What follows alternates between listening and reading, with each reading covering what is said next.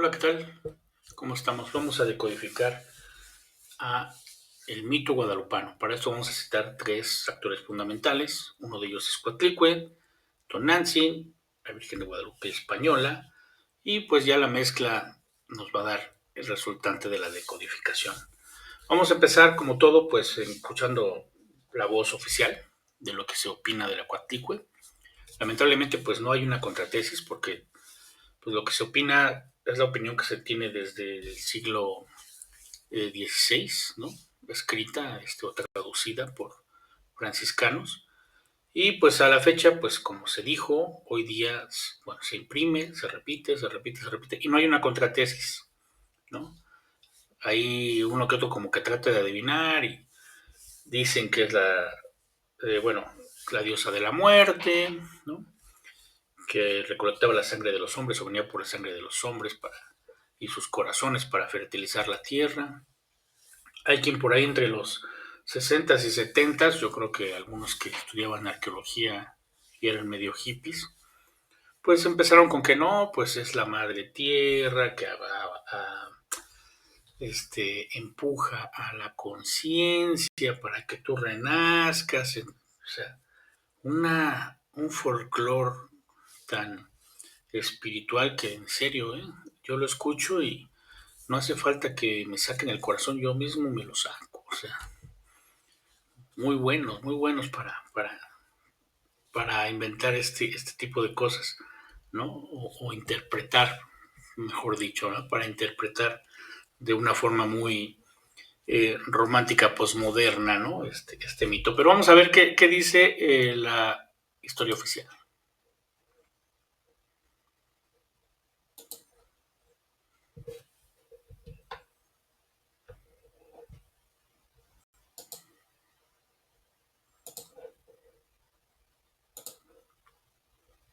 El sangrerío que se vivía allí, que vivían aterrados, porque en cualquier momento el cuchillo de Pedernal podía caer sobre ellos o sobre sus hijos.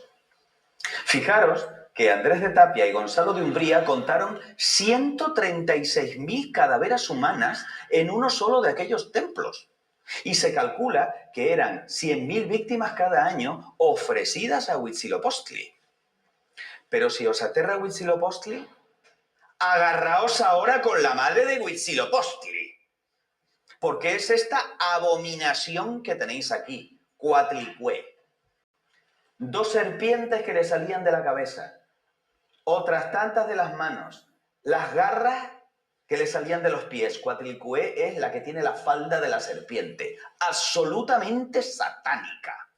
Es más, sacrificaban a las madres embarazadas, les sacaban los fetitos, desecaban las cabezas cortadas de los fetitos y con los cráneos adornaban a la Coatlicue. Le ponían los collarcitos a la Coatlicue.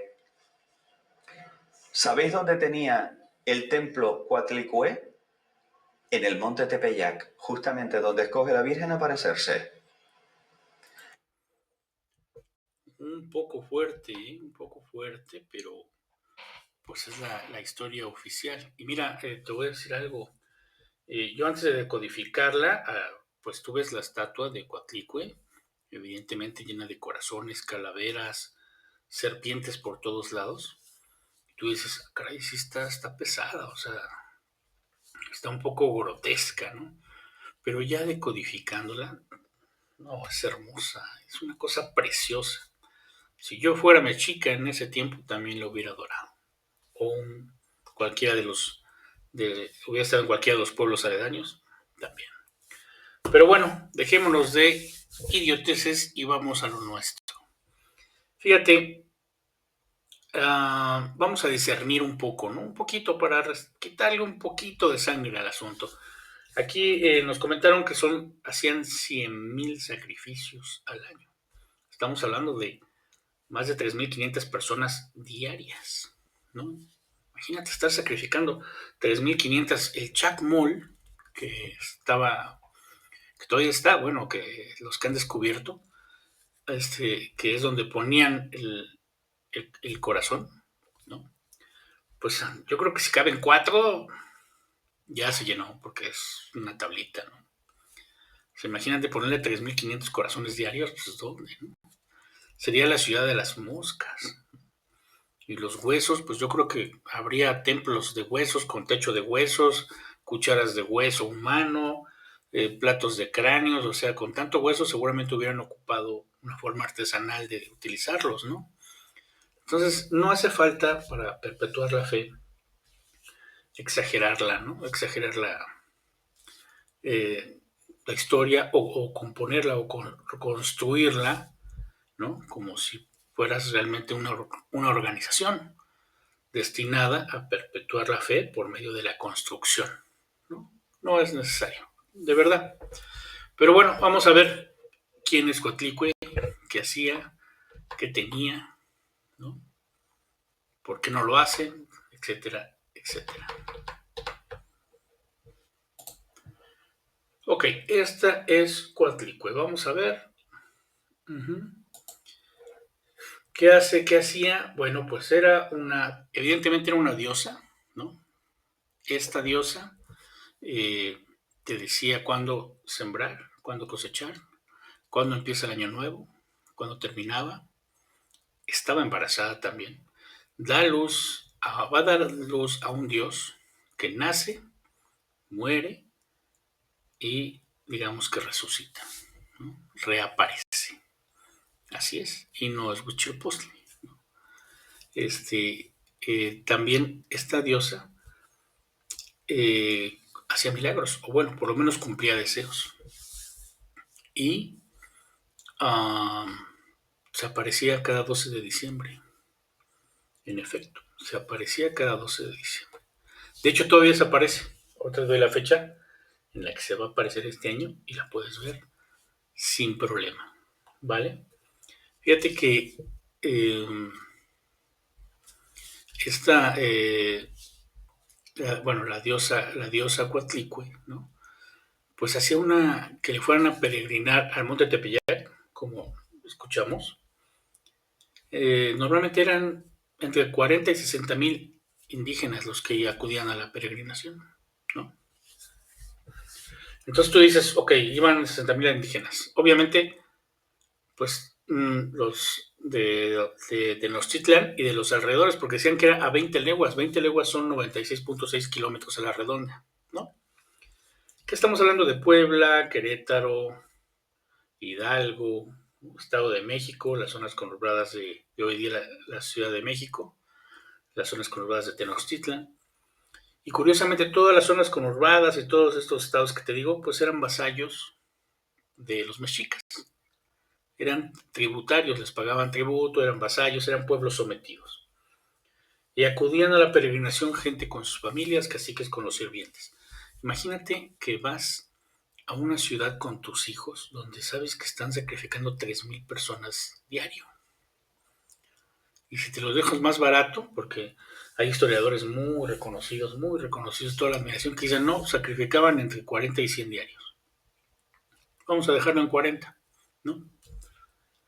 Imagínate, pues dices, hoy son 3,000 al año, ¿no? Pues yo creo que de ahí de la peregrinación dicen, oye, ¿sabes qué? Pásame 3,000 para acá, ya para que haga una guerra, ya con eso cubro la cuota. Pero aún así venía mucha gente a peregrinar.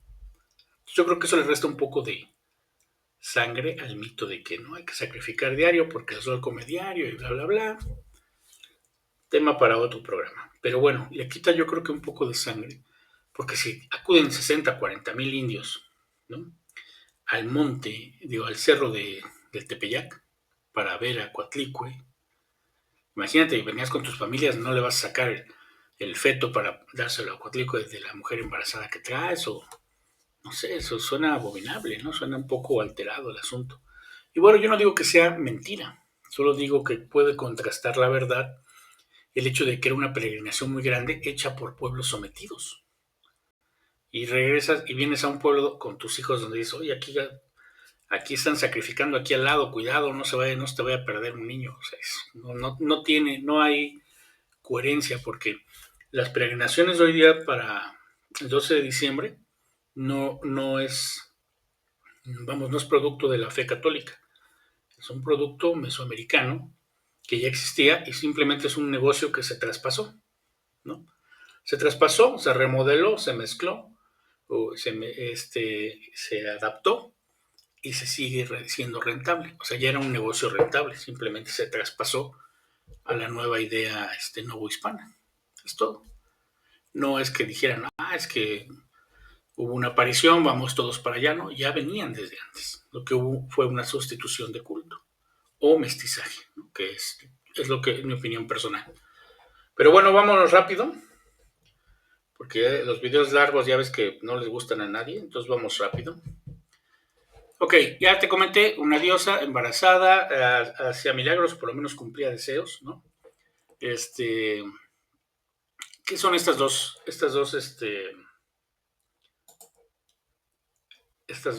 serpientes que están aquí arriba? ¿No? Hay algo que debes saber. Esta de aquí abajo que ves aquí, esta como W, se llama Casiopea. Esta te va a ayudar para entender la arquitectura, las estelas, toda Mesoamérica. Donde veas una M, una W, ahí vas a empezar a entender de qué se trata. Todo es calendárico, por lo menos el 90%. Cuando está hacia arriba, es el verano. Cuando está hacia abajo, es el invierno. Cuando está para acá, es el otoño. Y cuando está para acá, es la primavera. ¿Vale? Ok. Aquí dice, oye, no, tiene los pechos caídos porque amamantó a 400 de sus hermanos de Huitzilopochtli. Pues yo creo que eso lo inventó alguien que vivió mucho tiempo con sus abuelitos, porque mira, esta es Casiopea en el verano. Y esta que ves aquí se ve en el verano, es la Vía Láctea. Así se ve. Y aquí al lado la pusimos, ¿no? Aquí se ve cómo se ve la Vía Láctea justo en el verano. Muy interesante, mira. Vale, así se ve. Como si fueran dos serpientes encontradas. Aquí se ve el núcleo también, mira. Aquí se ven como dos serpientes encontradas. La Vía Láctea nace el 16 de febrero, se empieza a ver y se termina de ver el 31 de octubre, justo para el Día de Muertos, que es 1 de noviembre. Hace esto prácticamente, pasa de este a oeste.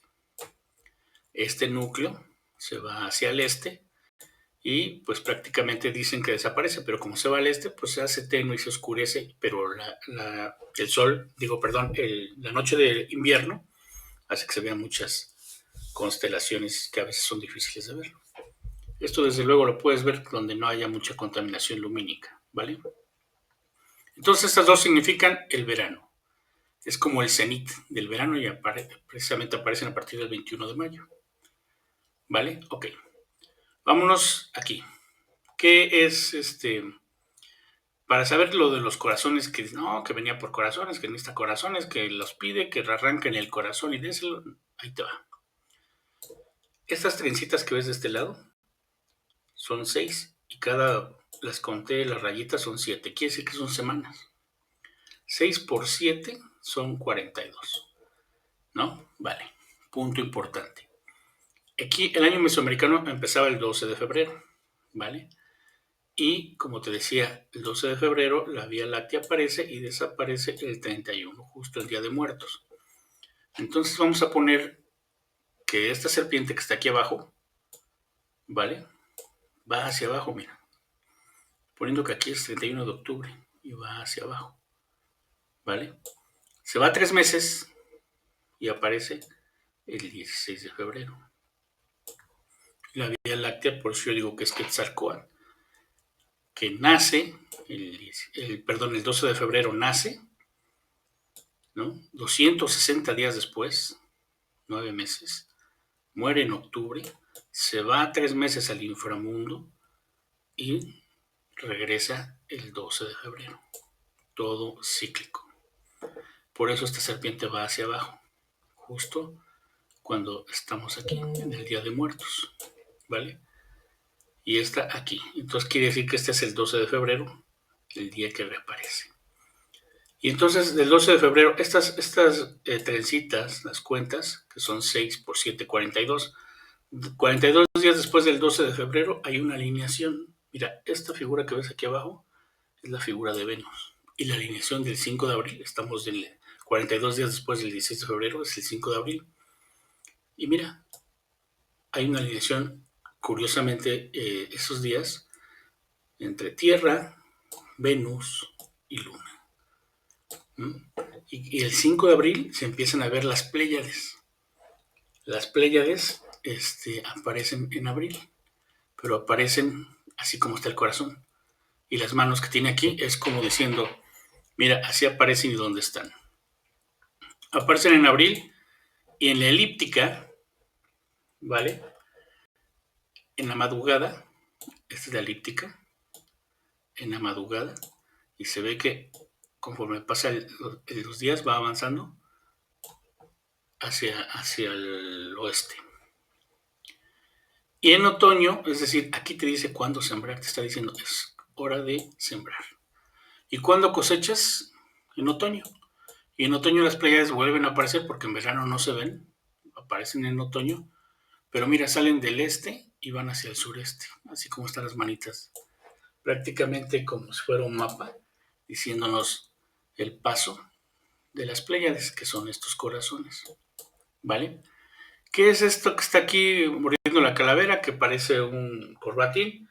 Bueno, pues no es más ni menos que la constelación de Piscis. Piscis aparece en septiembre, ¿vale? Pero en noviembre está en su radiante más alto del cielo. Este es Piscis y estamos en el 2 de noviembre, como decíamos, el Día de Muertos. ¿Y por qué hacia abajo? Bueno, obviamente después de aquí empiezan, en septiembre cuando aparece Piscis, empiezan lluvias de meteoros. Perseidas, Leónidas, Tauridas, Orínidas y la más importante, la del 12 de diciembre, del 9 al 14 de diciembre, hay una lluvia que se llama Gémidas, la lluvia de estrellas gémidas. Por eso tiene la falda de serpiente. Y por eso, y sabes, no se ven uno ni dos meteoritos, se ven 150 meteoritos en una hora. Y la lluvia es toda la noche. Empieza desde el 12 de diciembre, 12 de la noche, y a las 6:15 alcanza su radiante. Y puedes ver hasta 150 meteoritos en una hora cayendo. Así es. Entonces, por eso digo que le puedes pedir deseos. Por eso era tan querida. Porque ibas, pedías un deseo. Bueno, si ves 150 meteoros, imagínate. ¿Cuántos pides? En una de esas, uno, si se te hizo, pues dices que fue un milagro, ¿no? Regreso el próximo año con toda mi plebe a pedirle otra vez más deseos. Por eso era tan querida y por eso había tanta migración para ir a verla antes de que llegaran los novohispanos. Porque todos se juntaban en el Cerro del Tepeyac para ver el 12 de diciembre la lluvia de las estrellas, de los meteoros gémidas. Todavía aparece, de hecho en el 2025 va a aparecer el día 13 a las 6:15. Por eso era tan querida, por eso era tan adorada. No es porque tengas que llevar sangre para que regara la tierra, para que creciera el maíz, y el maíz era lo más sagrado para ellos. ¿Cómo lo ibas a regar con tierra, con sangre humana? O sea, no tiene razón, ¿no? Es tu alimento. Por eso era tan adorada. Porque decían, bueno, una de esas me cumple un deseo, o se los cumplía. Y tú sabes que es una condición humana, ¿no? Hay gente que dice, oye, ¿quieres que te cumpla un deseo? Dame una gallina sin cabeza, con cabeza, y te la regreso sin cabeza, ¿no? Pero bueno, vamos a ver qué dice de esto la iglesia, ¿no?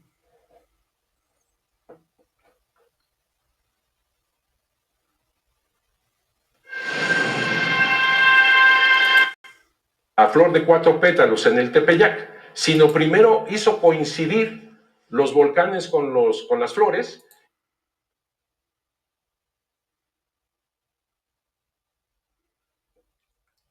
Pascua verdadera, que es Jesucristo nuestro Señor, salvó. Muy apasionado, monseñor, para platicar de este tema, pero cuando yo voy a adelantar un poquito. Esto del que era todos. Ahí está. Fíjate aquí cómo aparece como una falda, inclusive la basílica, y todos los ventanales de aquí. Y luego, significado las de matemáticas se metió fuertemente a las cuestiones de estrellas. Cuando yo capté que era todo cierto, esto lo digo personalmente, es porque nosotros hicimos el trayecto de Juan Diego, salir de Tulpetlac, ir al Tepeyac, dar la vuelta al Tepeyac, esto de la Virgen que baja, le habla al indígena, subimos al cerro, hicimos como cortar flores, porque yo quería saber a qué hora, más o menos, se plasmaría la imagen de la Virgen de Guadalupe en la tilma de Juan Diego delante del obispo. Yo quería saberlo.